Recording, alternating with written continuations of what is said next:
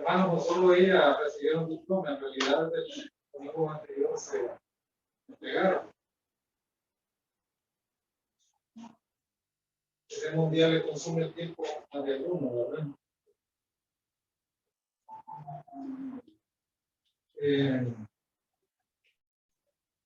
Hay hermanos que nunca han tenido un devocional, ni se levantan a orar, pero han madurado a ver esos partidos, que contradicción también. Digo aquí lo que dijo el pastor, que nos sirvió en la conferencia, Pastor Cornelio. ¿Cuál es tu prioridad? ¿Cuál es tu prioridad? ¿En lo espiritual? ¿En lo económico? Sí, a veces no le damos al Señor. Pero hay hermanos que van a esos conciertos. 8,000 pesos por un boleto. 3,000 en otro, 800 en otro. Y lo damos con gusto. ¿Cuál es tu prioridad? Me ha tocado, porque todos tenemos que comer y vamos a comprar cosas, ¿verdad? En los supermercados. A cualquier hora del día. Mujeres y hombres, parejos. Entre lo que compran, que son churritos y todo eso, snacks. 2, 3, 4, 5 paquetes de cerveza. Otra de licor aquí. ¿Cuál es tu prioridad? Y nos quejamos, ¿verdad? Que decimos, no tengo, paso necesidad, que no tengo trabajo, que no sé qué. Para cualquier cosa nos ensartamos con la tarjeta de crédito. Y al final, a pagar, ¿no? Conocí un hermano, un caso, hermano, me tocó orar por él. Porque estaba saliendo del país, porque la deuda acumulada en sus tarjetas de crédito en aquel tiempo sumaba 1 millón de lempiras. Se tuvo que ir del país un tiempo a trabajar, porque la gente cree que se va a Estados Unidos o a Canadá a trabajar como burro para poder mandar una remesa de 300, 400 dólares a lo sumo al grupo familiar y terminar de pagar. Allá como a los 4 o 5 años regresó ya cuando había pagado todo, pero trabajó como animal, hermano. 3 trabajos, ¿no? Y a veces con el riesgo de que dejan aquí la familia, la doña consigue otro novio, él o ella consigue otro novio allá y la familia queda despedazada. Entonces, ¿cuál es tu prioridad? ¿Cuáles son nuestras prioridades en realidad? Y he escuchado este dicho y creo que muchos lo hemos dicho. Bueno, yo llegué a una edad en la cual tengo que gastar mis ahorritos y viajar, porque eso es lo único que me voy a llevar. ¿En qué lugar de la palabra de Dios dice que te vas a llevar los viajes, hermano? O los gustos que has tomado en esta tierra. En el momento que dejes el cacastro en la cama o en la calle donde te toque dejar el cuerpo y viajes a la eternidad, toda la memoria de este mundo terminó. Todo. La única inversión que vamos a sacar de este mundo es lo que hemos hecho por el Señor, eso sí. Que hemos honrado por el eterno. Ahí todos los gustos y los placeres y los gastos, ahí se quedan. Decimos esas cosas porque creemos que ya vamos a llegar con la misma estructura emocional y mental que tenemos aquí. ¿Cuál? Vamos a gloria. En gloria. Es lo único que vamos a llevar lo que saquemos de aquí. Siembra para el eterno. En las almas, en la extensión del reino, en la edificación, en el cuidado, en la supervisión del rebaño del Señor. Ahí, eso se va con nosotros. Qué bendición, hermanos, se va así. Y saber y tener en el corazón que nuestra prioridad son Dios y sus intereses, es la verdad. Lo demás aquí se queda. Todo el piso y las propiedades que usted amasó, aquí se van a quedar. Y otros van a hacer fiesta de lo que usted dejó. Y lo van a usar como quiera. ¿Cuál consejo? ¿Cuál documento legal? ¿Cuál respeto a la última voluntad dicha de palabra? Cada quien hace lo que le da la gana con lo que le deja, ¿sí o no? Entonces, trabajen en lo eterno con sus hijos, trabajen en lo eterno con sus nietos, trabajen en lo eterno con su propia vida, trabaje en lo eterno con la iglesia a la que pertenece. No debemos, amén. Dicen que esos baños costaron 60 y 80 y por ahí. Sinceramente, hermanos, era de ponerse a temblar porque de dinero, hermanos, para nosotros. Y lo sacamos también. Y hoy el presupuesto son 580 y algo. Y en la mañana, sinceramente, yo sentía que me quedaba de la prueba. Y el Señor dice en su palabra: míos son los montes, míos son los bosques, míos es el oro y la plata, mías son las bestias del campo. Aquí todo lo tenemos a razón de préstamo, lo que pasa es que nosotros creemos que somos dueños de las cosas, ¿no? No de dueños de nada, absolutamente de nada. Simplemente le administramos a Dios lo que es. ¿Sí o no? Entonces, bueno, brindámosle cuenta al Señor. Y vamos a salir con esa lacuna. Sí. Aquí las que están paridas van a poder ver a su bebé pronto en ahí en esa lacuna. Yo lo creo, ¿verdad? Amén. En 4 meses, de aquí antes del primer ciclo de conferencias del otro año, que es la primera quincena de mayo, Dios mediante vamos a tener ahí los bebés. Varias de las madres que están aquí no vienen porque su bebé dice que hace mucho ruido, que no sé qué le dio, que lo tenga, no importa, entendemos lo que está pasando. Y también queremos ir estructurando la escuela bíblica infantil ya por edades, como la teníamos antes, porque esa es una gran necesidad, amén. Y le digo a los maestros de escuela bíblica infantil: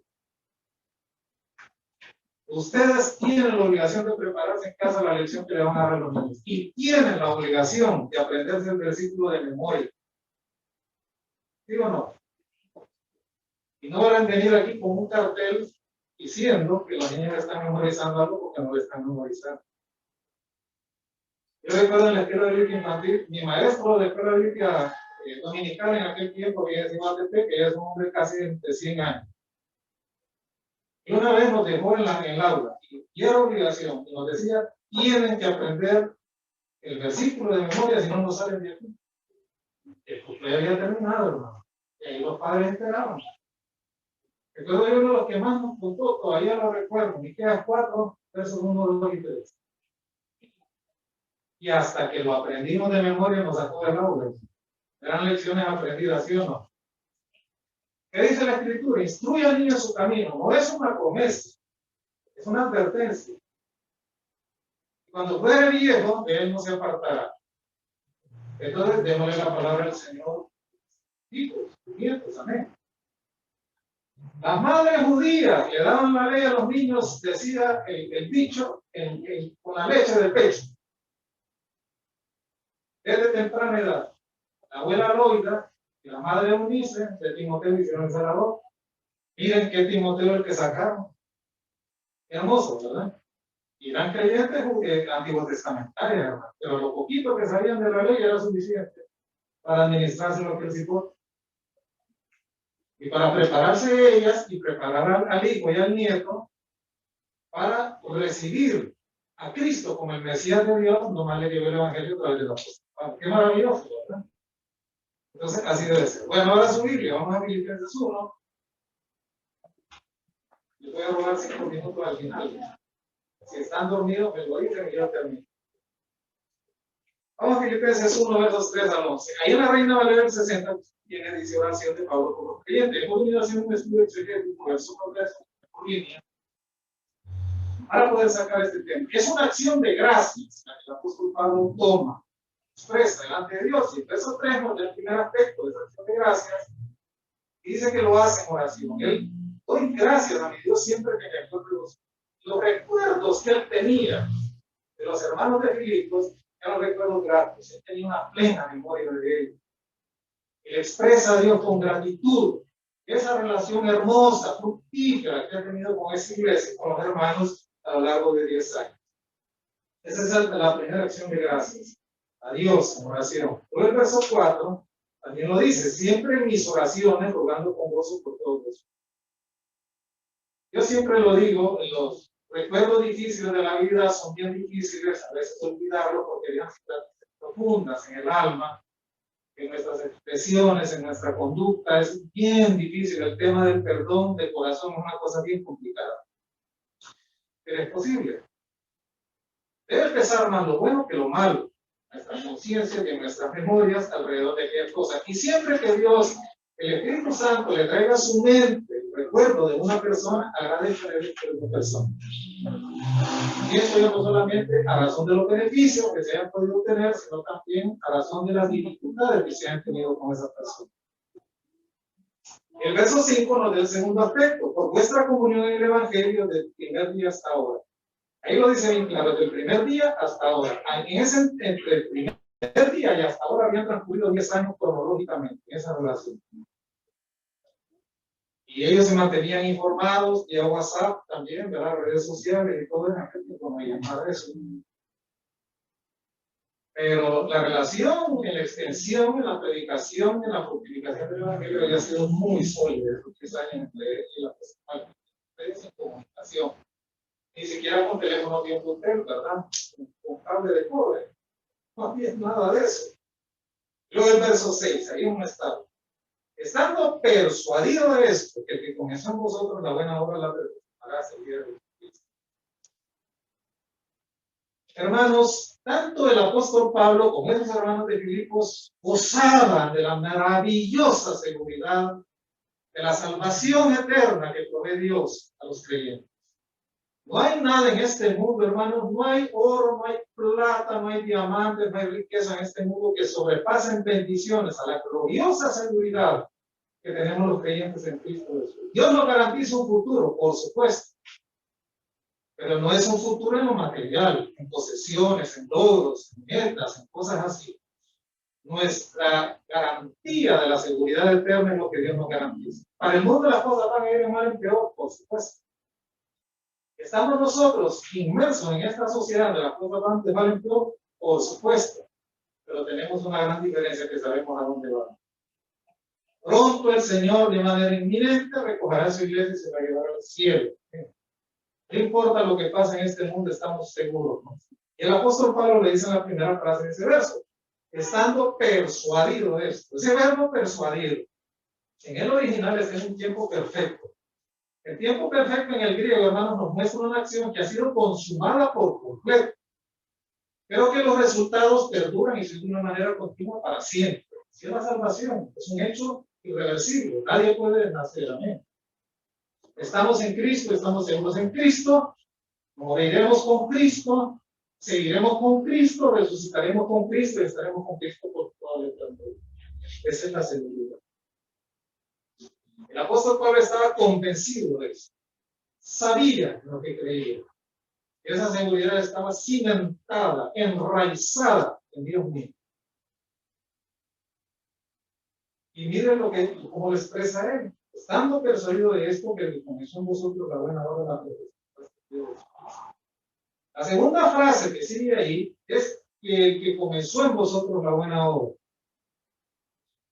Esta forma verbal en el original, hermano, nos expresa una gran realidad. Esa clase de acción que toma un hecho e independientemente de la extensión de su oración, lo hace parte de un todo. Esa es la obra de la salvación. El apóstol Pablo estaba convencido que era Dios el que había comenzado la obra de salvación en la vida de cada uno de los creyentes. Porque Dios salva de manera individual a los que creen en Él. Cuando estemos ante el tribunal de Cristo, usted no va a llevar a su mamá creyente, ni a la abuela creyente, ni a la vecina creyente. Usted solito, solita, cada uno dará cuentas a Dios delante de sus actos. No para definir salvación, no para galardonar la conducta del creyente en relación con sus obras delante de Dios. Nos dice San Juan, capítulo 10, verso 3. Vayan a su Biblia.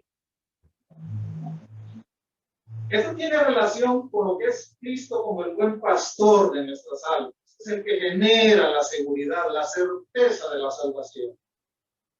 Nos dice San Juan 3, 10, capítulo 3. A este, o sea, al pastor, abre el portero. ¿Y las ovejas qué hacen? ¿Cómo reaccionan? Oyen su voz. Y a sus ovejas llaman por nombre. Aquí hay, aparte del pastor, un segundo protagonista, que es el portero. En los rebaños grandes en Israel, los apriscos eran grandes, por supuesto, y requerían un empleado permanente. El portero aquí era un empleado contratado por el pastor. Cuando el rebaño llegaba al atardecer, el pastor llamaba a ese empleado, que era el portero. El portero reconocía la voz del pastor, que abría el redil, estaban las ovejas, y aparte de hacer esa labor y abrirle la puerta al pastor, le ayudaba en las tareas de la vigilia de la noche. El pastor durante el día sacaba el rebaño a diferentes lugares a pastar, pero también utilizaba un cierto lenguaje con las ovejas, que las ovejas reconocían. El resultado era que se congregaban alrededor de él. Obviamente que aquí hay algo más especial que hace este pastor. Y lo dice ese verso, el 3 de San Juan 10. A sus ovejas llama ¿por qué? Por su nombre. El pastor llamaba a las ovejas por su nombre. Tenía nombres peculiares las ovejas, sí, las llamaba por nombre. Aquí el Señor nos muestra también que Él ha venido por sus ovejas de Israel, a las cuales invita de una manera personal a que formen parte de su rebaño mesiánico. Y aunque hoy Israel está en rebeldía delante de Dios, las considera de una u otra manera como sus ovejas, aunque todavía no las llamen por su nombre. Una persona me decía, un creyente decía el otro día, ese libro de Números es un libro tan aburrido. Nombres, tras nombres, tribu por tribu, tribu por tribu, tribu por tribu. Cuando voy a la lectura ahí yo no le entiendo, me decía, yo me salto eso y me voy al que sigue. Ese libro, hermanos, tiene una gran lección. Dios conocía cada miembro de cada tribu, no como un número, sino por el nombre. Lo cual no dice que el Señor conoce a cada uno de sus ovejas. Mire, aunque usted se quite el pelo y se rasure y se vaya a meter al estadio para esconderse de Dios, ahí el Señor encuentra ese pelón. ¿Sabe por qué? Porque Dios nos conoce por nombre. ¿No le parece una cosa maravillosa, hermano? Dios conoce a Sandra, Dios conoce a Jenny, Dios conoce a Xiomara, Dios conoce a Mirna, conoce a Mérida, conoce a Magdalena, conoce a Bertilia, conoce a Alberto, que ya está en el fondo. Conoce a Tao, conoce a la flaca también, conoce a Dani, conoce a Wilmer, conoce a Humán. Dios nos conoce. Nadie se escapa de los ojos de Dios. Y no es que Dios anda con un garrote detrás de nosotros, sino que Él nos ama profundamente como el buen pastor, y a eso vamos. Ahí usted en su Biblia, va a jugar una listita de los versos que te di, lo que vi leyendo de aquí. Mire lo que nos dice San Juan 10, 25. Vamos a ir leyendo varios versos. No me puedo salir de aquí. Jesús le respondió, os lo he dicho y no creéis las obras que yo hago en nombre de mi Padre.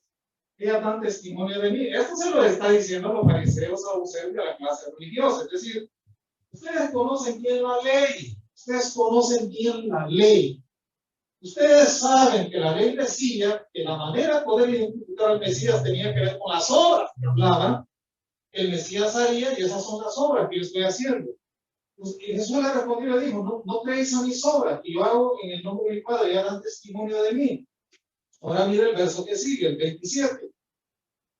Mis ovejas oyen mi voz y yo las conozco y me siguen. En otras palabras, Señor, ustedes no son mis ovejas, las desconozco. Porque una oveja del Señor reconoce la voz del pastor y está con su pastor. Amén. Yo he escuchado eso, ese argumento, muchos hermanos que han tenido en la iglesia dicen, yo voy por el pastor, dice, yo voy por el Señor. Ay, está siguiendo ángeles o está siguiendo demonios, hermano. Está siguiendo un hombre, ¿sí o no? Está siguiendo los pastores de la iglesia. ¿Quién es un pastor? Simplemente de pena decir quién es tu pastor. Es un hombre lleno de debilidades y fragilidades, igual que los demás, hermano. Yo no me avergüenzo de decir que mi primer pastor fue Mariano González. Yo no me avergüenzo de él, no importa lo que los demás puedan decir de él. Yo seguía a Mariano González. Para mí fue un ejemplo, una bendición. El Señor le dice a ellos, bueno, mis ovejas hoy mismo yo las conozco. Ustedes no me conocen, no quieren identificarme omisora como Mesías de Dios, porque no son mis ovejas. Vamos hablando de seguridad eterna, ¿no? Vamos al siguiente texto. ¿Cuál estamos? El 27, ¿verdad? Vamos a San Juan 6:37. Todo lo que el Padre me da, vendrá a mí, y el que a mí viene no le echo fuera. Mira, hermano, eso nos abre la seguridad de la salvación. Ese gozo que sentía el apóstol Pablo por la seguridad que disfrutaba junto con los hermanos de Filipos, que le motiva a darle gracias a Dios. Lo que el Padre me da, mira, hermano, es Dios quien elige. Es Dios quien le da a Cristo las ovejas que son de él. Eso es lo que está diciendo ese texto. Y el que a mí viene, dice Cristo, yo no le echo fuera. En otras palabras, mi compromiso delante de mi Padre con aquello que Él me da es llevarlos a la gloria juntamente conmigo. Eso es lo que está diciendo ese texto. Muy bien, vamos al verso 39, ahí mismo. Y esta es la voluntad de mi Padre, el que me envió, que de todo, subraya su Biblia, todo lo que me diere, ¿qué dice ahí? No pierda yo nada, sino que lo resucite en el día postrero. Esa es la seguridad de la salvación. Todo aquel que el Señor salva, se le entrega a Cristo, para que Cristo guarde toda su vida en su peregrinación terrenal y se lo lleve a la eternidad. ¿Estamos claros? Muy bien, vamos a ir ahora al verso 44 de San Juan 6. Ninguno puede venir a mí si el Padre que me envió no le trajere y yo le resucitaré en el día postrero. Hay un tema en teología que se llama la gracia precedente. Yo no estoy de acuerdo con eso. Lo que creen en la gracia precedente dicen que todo hombre ha recibido la capacidad de Dios para acercarse a Dios y que al final el hombre es el que elige si recibe a Cristo o no.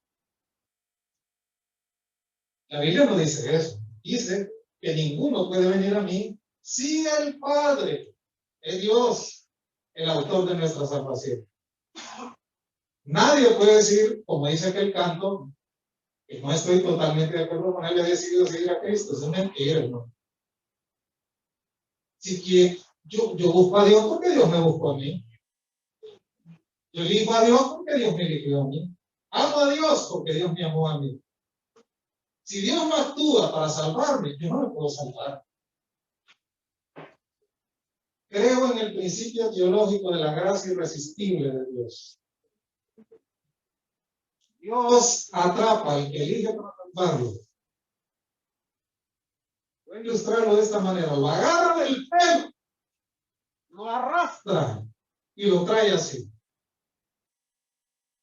Ninguno puede venir a mí, dice Cristo, si el Padre que me envió no le trajere y yo le resucitaré en el día postrero.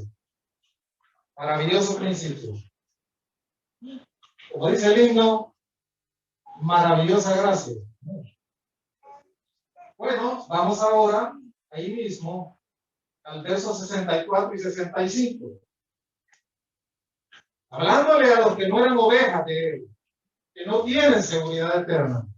Pero hay algunos de vosotros que no creen, porque Jesús, subraya en su Biblia, sabía desde el principio quiénes eran los que no creían y quién le había de entregar. Bien, hermanos, a Cristo lo siguió una multitud de gente. Se estima que después de los 12 discípulos, el Señor tenía unos 70 más cercanos y unos 600 más que estaban alrededor de él, que se suponía que eran cercanos. Grandes multitudes, hermanos, seguían a Cristo por los milagros que él hacía, pero en realidad no le conocían como el Hijo de Dios. ¿Qué es lo que atrae ahora a las personas a las iglesias? La satisfacción sensorial, la buena música, la promesa de milagros y un futuro garantizado. Como dice alguien por ahí, un líder de una iglesia bien grandota de aquí, el decreto profético del 2023, que vas a recibir doble restitución. ¿De dónde ha sacado eso, hermano? ¿Qué pinche ser humano en esta tierra, qué pinche creyente puede alterar el futuro y decir que te va a haber una doble restitución? Ese es un diosito que Dios aborrece y apesta ante los ojos de Dios. porque Dios no da ese tipo de garantía. Mi destino está en las manos de Dios. Creo en la soberanía de Dios. Él sabe todo. Él sabe lo que me conviene y lo que no me conviene. Y nunca me va a dar algo que me haga daño, aunque yo lo quiera. Porque Dios no satisface caprichos de nadie. Es un Dios, es un Padre responsable. Vamos al siguiente verso, al 65. Y dijo, por eso os he dicho que ninguno puede venir a mí, se lo repite, si no le fuere dado el Padre. Hay una cosa que debemos de hacer como creyentes todos los días de nuestra vida, hermano. Y mirar cómo ve el mundo. Solo basta ver cómo ve el mundo. En los Estados Unidos, comprabas un litro de leche a 99 centavos de dólar, por lo compras por $5. Comprabas una docena de huevos por $1, ahora te cuesta 4. El combustible, 99 centavos de dólar, ahora por $5. El latino que vive allá se las arregla porque ya vivió dificultades en este país y compra sus cositas y las puede hacer en la casa y comer, pero un gringo que come todos los días en Walmart a 3 veces o 4 veces más el valor de un almuerzo, se la ve a palito, hermano. Miren los videos en Baltimore, miren los videos en San Francisco, miren los videos en Los Ángeles, cómo está creciendo exponencialmente la pobreza en los Estados Unidos. Norteamericanos que están perdiendo todos sus seguros, que están perdiendo su casa. Miren España, todos los días la Guardia Nacional tiene que ir a sacar personas en desahucio de los pisos y los sacan y sin misericordia los tiran al suelo, los tiran a la calle. Porque el mundo va para abajo. Os he dicho que ninguno puede venir a mí si no le fuere dado el Padre. Nuestra seguridad está puesta completamente en el Señor. Vamos ahora a ahí mismo el capítulo 17, versos 6 y 9. He manifestado tu nombre a los hombres. El mundo me dice, es la oración del Señor intercesora por sus discípulos. He manifestado tu nombre a los hombres, que el mundo me dice, tuyos eran. Subraya su Biblia, y me los diste. La soberanía de Dios para salvar, y han guardado tu palabra. Lo siguiente. Yo ruego por ellos, no ruego por el mundo, sino por los que me diste. Subraya su Biblia, mira qué seguridad, qué certeza, porque tuyos son.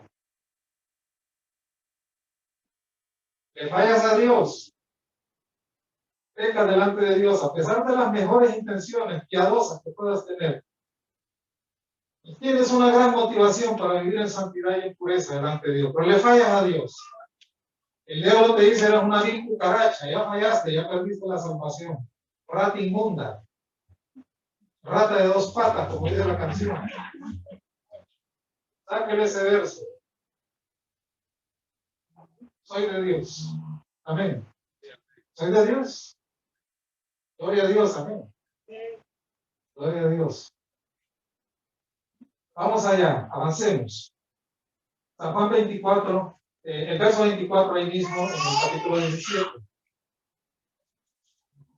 Padre, aquellos que me has dado, quiero que donde yo estoy, también ellos estén conmigo, para que vean mi gloria que me has dado, porque me has amado desde antes de la fundación del mundo.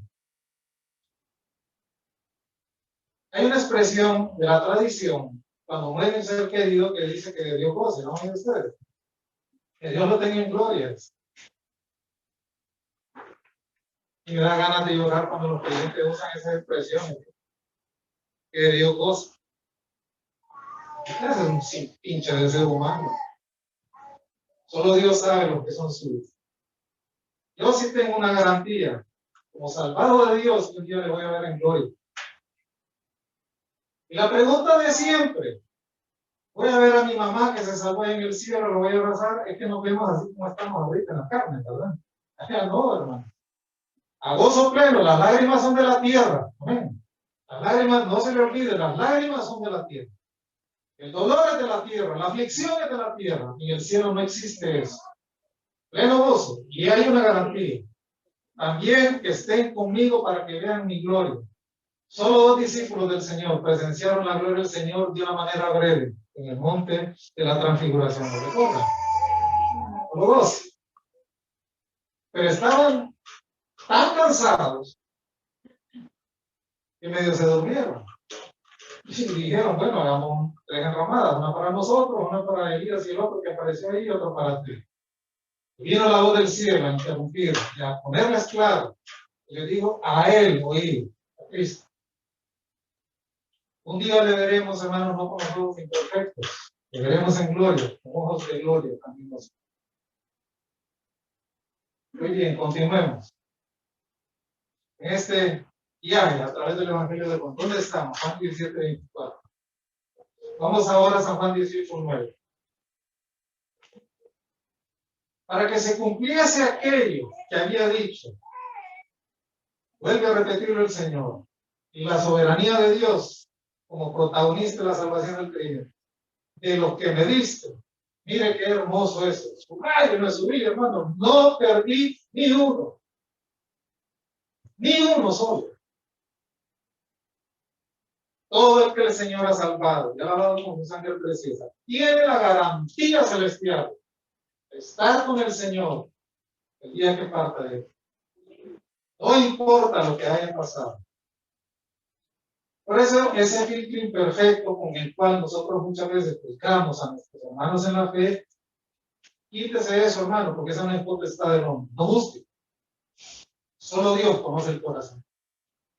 Solo Dios conoce las luchas de cada quien.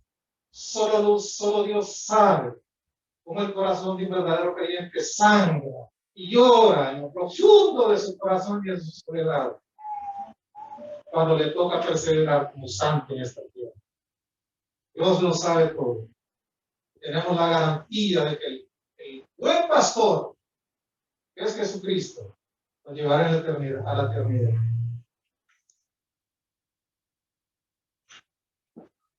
Por eso la figura del buen pastor, que es Cristo, es la más conmovedora y la más apreciada de todas las escrituras. La figura del pastor está entretejida en el pensamiento y en las palabras de todas las escrituras, desde Génesis hasta Apocalipsis. Y no es para menos, ponemos el mapa. Quiero llevarlos al contexto de esto. Ahí ustedes ven dos palabras. Ese es el territorio de Israel. La ciudad de Betel estaba al norte. Jerusalén, que está más o menos al tercio de ese rectángulo. Y Hebrón está al lado. Yo no sé si ustedes recuerdan cuando Jeroboam, cuando se hizo la secesión del reino de Israel en tiempos de Salomón, sus hijos rebelaron. Y Jeroboam, que era un criado de Salomón y se rebeló contra él, y terminó poseyendo 10 tribus al norte, hizo 2 becerros de oro, ¿lo recuerdan? Uno los puso ¿dónde? En Betel. Y los otros en Dan, más al norte, para impedir que el pueblo de Israel fuera a Jerusalén a adorar al Señor. Este Betel, que aparece ahí, un poquito más abajo estaba la frontera entre el reino del norte y el reino del sur. Pero ese rectángulo entre Betel y Hebrón son más o menos 50 kilómetros de longitud, con un ancho promedio de 20 a 25 kilómetros. Esa es la meseta central de Judá. Ahí se desarrollaban los mejores hatos de ovejas y de cabras de Israel. Son terrenos, no creen ustedes, de gran utilidad agrícola porque son pedregosos, pero sí muy aptos para el pastoreo. Por eso, en esas tierras altas, en ese altiplano de 50 por 20 kilómetros, ese rectángulo rojo que está ahí, se convirtió en la insignia del reino de Judá, el pastor. La vida del pastor, hermanos, era una vida muy dura. Muy dura. Durísima. No había un tan solo rebaño en Israel que no tuviera un pastor. Por las mañanas el pastor se levantaba y llevaba el hato de ovejas a diferentes lugares. Como son terrenos pedregosos, los pastos escasean. Había que buscar comida. Y el pastor, hermanos, no podía descuidarse ni un tan solo segundo, porque no había vallas de seguridad en ese rectángulo que impidieran que las ovejas sintieran la tentación de deslizarse cuesta abajo y terminaran en los desiertos muertos. Aparte de eso, el pastor tenía que estar alerta para exponer su vida en defensa del rebaño. Abundaban los lobos y también abundaban los bandidos que asaltaban los rebaños.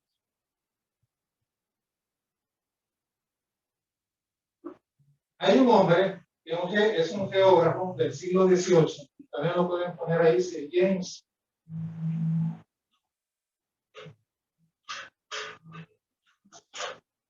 No sé si encontraron a este hombre. Este hombre fue un anciano de las Islas Libres en Escocia, lo que se llaman asambleas de hermanos en España, y aquí las conocemos como salas evangélicas. Las iglesias que han logrado mantenerse en la sana doctrina. Ese hombre nos cuenta las experiencias que vivió en algún momento estudiando el pastoreo en esas tierras. Y él nos cuenta que en las noches, en esos cerros por ahí, donde aullaban las hienas, tuvo contacto con los pastores, insomnes, no dormían, curtidos a la intemperie, apoyados en su bordón, con la mirada acostumbrada a la lejanía, en las noches, aullando las hienas, seguían las ovejas dispersas.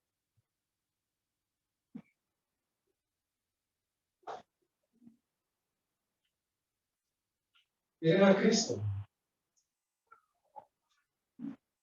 lo que hace por nosotros. Voy a decir, hermano, que la imagen del pastor se encontró en la historia de Israel. Tenía un inicio. Dios llamó a los reyes de Israel y a los sacerdotes, los pastores de su pueblo. También lo hacía con los sacerdotes. En las escrituras del Antiguo Testamento, la figura del pastor se convirtió en un símbolo de la providencia divina. Y Cristo tomó al pastor también como ejemplo del servicio de provisión. Vaya por favor conmigo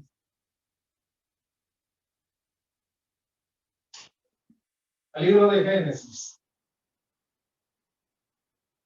capítulo 31, verso 38. Cuando Jacob estaba huyendo de Labán, ¿lo recuerdan?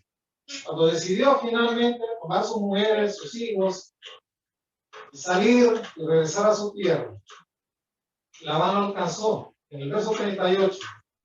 Mire la figura del pastor en la vida de Jacob. Jacob era un pastor de ovejas. Y le dice a Labán lo siguiente, ante los reclamos del suegro: estos 20 años he estado contigo. Tus ovejas y tus cabras nunca abortaron, ni yo comí carnero de tus ovejas. Nunca te traje lo arrebatado por las fieras. Yo pagaba el daño. Lo hurtado así del día como de la noche, a mí me lo cobrabas. De día me consumía el calor, la imagen del pastor, y de noche la helada, y el sueño huía de mis ojos. Así he estado 20 años en tu casa, 14 años de servir por tus 2 hijas, 6 años por tu ganado. Y has cambiado mi salario 10 veces. El Dios de mi padre, Dios de Abraham, temor de Isaac, no estuviera conmigo, de cierto me enviarías ahora con las manos vacías. Pero Dios vio mi aflicción y el trabajo de mis manos, y te reprendió en noche. La intención de Labán era volárselo, pero recuperar a sus hijas y sus nietos, porque según él había robado a Jacob. Esta respuesta al reclamo de Labán muestra el corazón de Jacob como pastor. Y es algo maravilloso. Dios en el Antiguo Testamento, hermanos, se revela como el pastor, y el pueblo de Israel como sus ovejas, como su rebaño. Vamos a ver qué nos dice el Salmo 23:1, que es bien conocido.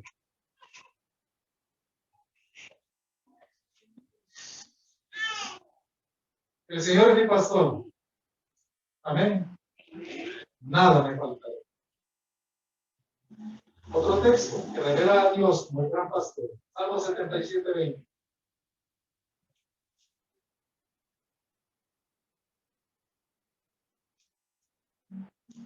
Condujiste a tu pueblo como ovejas, por mano de Moisés y de Aarón. Moisés y Aarón fueron los pastores terrenales que Dios usó para conducir al pueblo de Israel. Salmo 79:13. Y nosotros, pueblo tuyo, y ovejas de tu prado, hablando a nombre del pueblo de Israel, te alabaremos para siempre, de generación en generación cantaremos tus alabanzas. Salmo 81.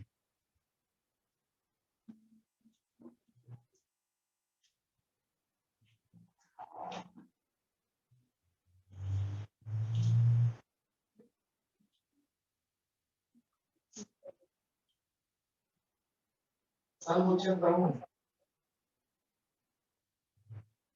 Oh pastor de Israel, escucha, tú que pastoreas como ovejas a José, que estás entre querubines, resplandece. Salmo 95:7.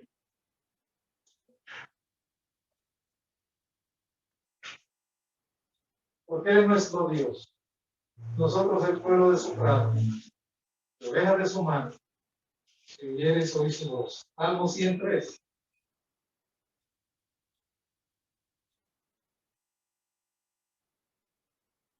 Reconocer que Jehová es Dios. Él nos hizo y no nosotros a nosotros mismos. Pueblo suyo somos y ovejas de su prado.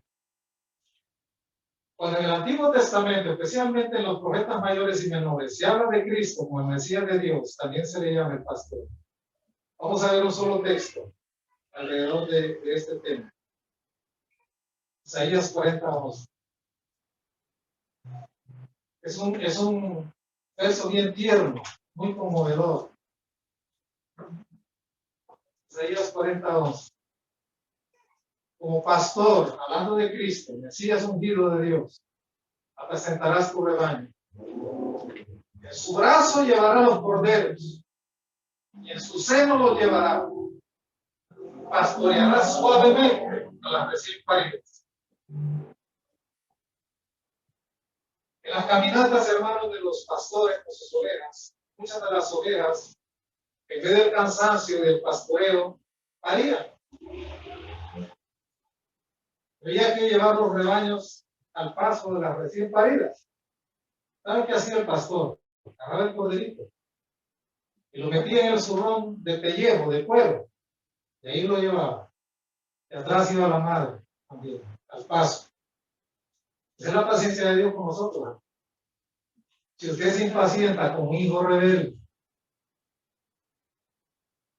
que lo quiere agarrar del pelo, quisiera agarrarle y meterle la mano en el corazón y sacárselo, y hacérselo de nuevo, y hacer un hijo dócil, que oiga la voz de su madre y de su padre. Qué paciencia la que tiene Dios con nosotros. Cómo disfrazamos delante de Dios nuestros caprichos y deseos y les llamamos bendiciones, cuando son producto de la astucia, del esfuerzo puramente humano, donde Dios ni siquiera ha metido su mano.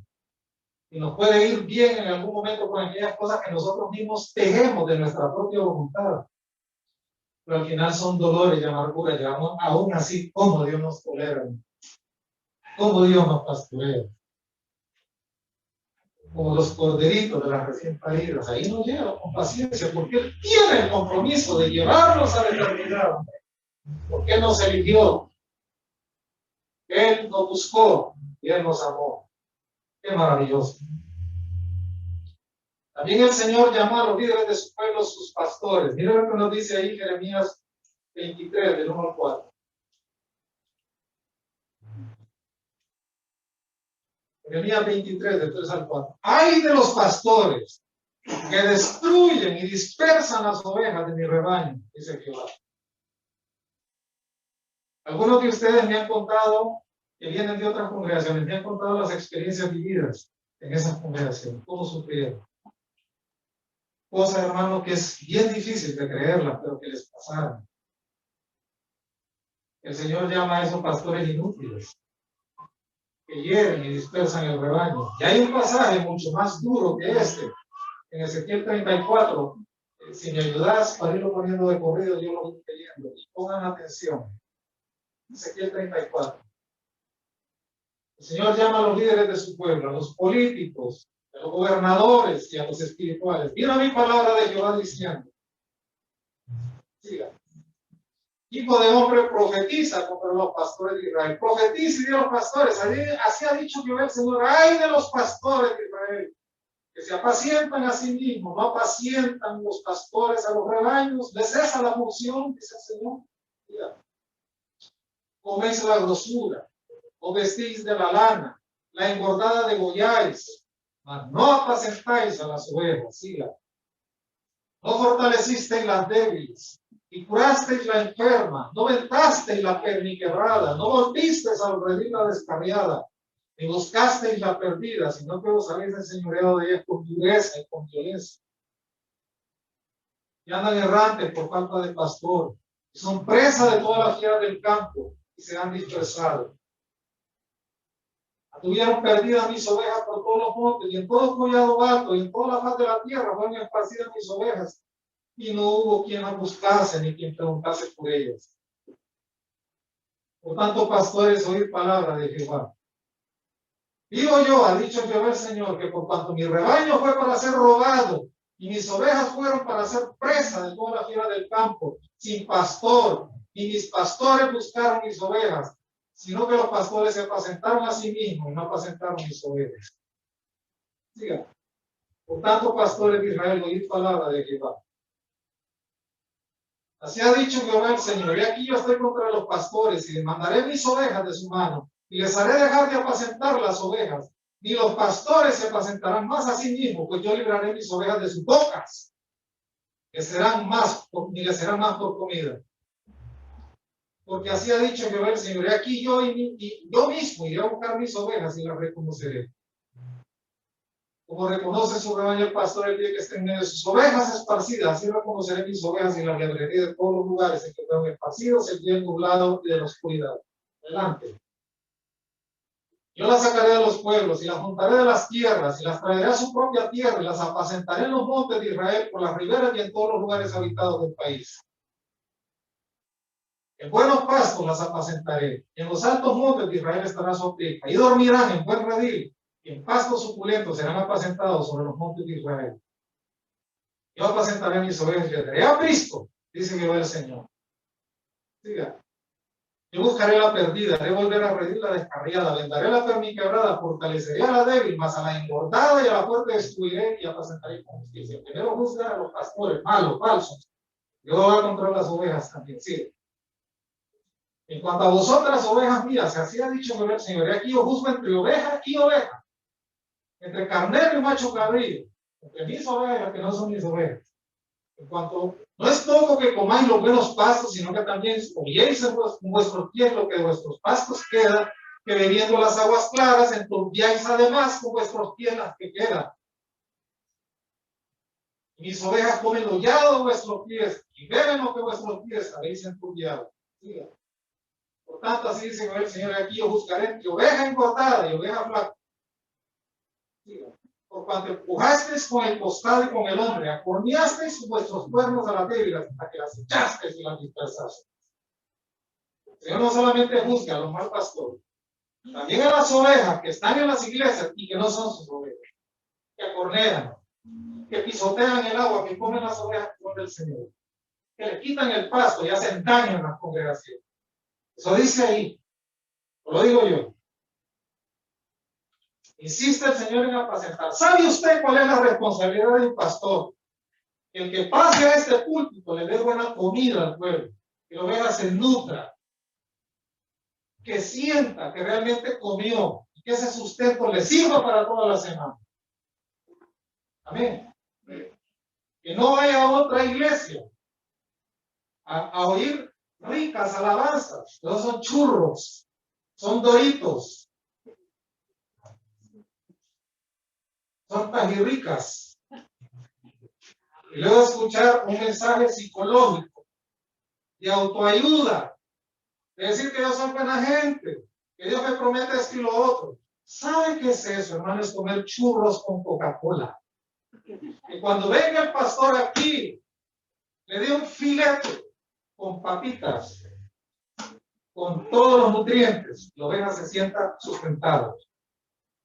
En esta iglesia tenemos 2, 3 consejerías al año. ¿Sabe por qué?